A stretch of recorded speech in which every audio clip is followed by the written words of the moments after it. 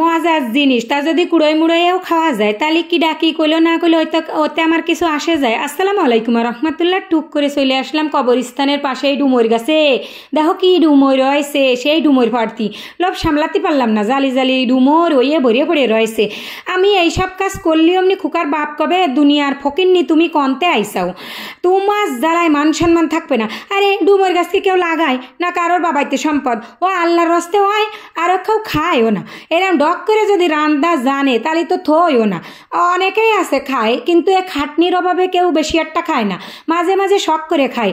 আমি নিজেই তো খুঁজে পাইনি, তাইতে বলে খাইনি। বহু আগে মাগের বাড়ি গিয়েলাম, তাই মাগো রান দিল, তাই আমি একটু খেয়ে আসছিলাম। আর আজকে আমি ওই রাস্তার ধারেতে তুলে নিয়ে আইসি। আর এই শুটকি মাছ দিয়ে রানবো। শুটকি মাছ দিয়ে ডুমর কেউ খাইছাও কিনা আমার একটু জানাইও কমেন্টে, ঠিক আছে? আমি সেই শুটকি মাছ কাটার বাইসে খুঁটে গরম পানি দিয়ে ভালো ডক করে ধুয়ে সাদা বানাই ফেলাইছি।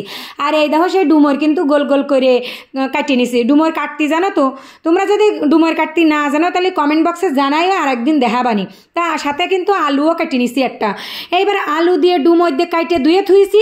আর চলে আসলাম কড়াইয়ের কাছে, এক খাবলা তেল দিয়ে পেঁয়াজ কুচনো দিলাম, রসুন বাটা দিলাম, আদা বাটা দিলাম, আবার জিরে বাটা দিলাম।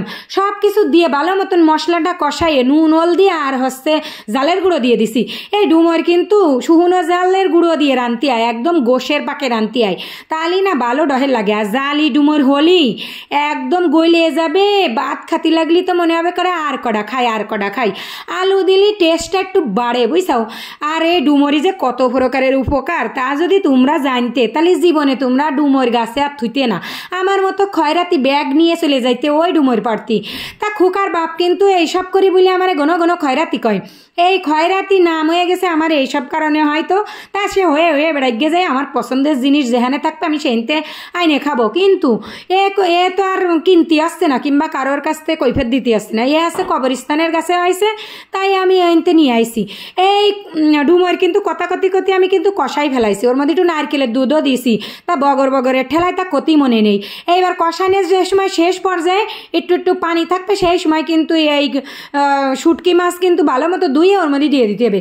দিয়ে এই শুটকি মাছটাও কিন্তু ওই ডুমরের সাথে কষাই নিলাম। এইসা কষাইছি, একদম গলিয়ে গেছে শুটকি মাছ কটা। দুয়ার ঠেলায় তো নরম হয়ে গেল, এইবার কষানোর ঠেলা আরও নরম হয়ে গেছে। এইবার ওরে জলের পানি দিলাম, দিয়ে খানিক সময় ডাহিয়ে থুয়ে দিতে হবে। জলের পানি কিন্তু একদম মানে বুঝে দিতে হবে যে ডুমর সিদ্ধ হয়েছে নাকি আরও খানিক বাহি আছে। দিয়ে থুয়ে এইবার ডাহিয়ে দিলাম। ডাহিয়ে দিয়ে আমি চুপ করে অপেক্ষা করতেছি যে কোন সময় হয়ে যাবে। এবার যে সময় গা মাহা জল আইছে সেই সময় কিন্তু সাদে ম্যাজিক দিয়ে দিলাম এক চামচ সাদে ম্যাজিক দিছি। আমি যে টুক তরকারি রান্ধিছি এইটুক তরকারিতে কিন্তু এই সাদে ম্যাজিক টুক একদম পারফেক্ট। তাইতে বলে ওই সাদে ম্যাজিক দিয়ে নাড়িয়ে ছেড়িয়ে দিয়ে নামাইনের একটুখানিক আগে আমি কিন্তু জিরে গুঁড়ো ছড়াই দিছি, দিয়ে ডাহে থুইছি, যেটা আমি নিয়মিত করি আর কি। গোশের পাকে রানতে গেলে আমার জিরে গুঁড়ো না দিলে ভালো ঠায় না। তা রান্না বাড়া শেষ, গা গোসল দিয়ে নামাজ পড়ে খাতে বসে গেছি।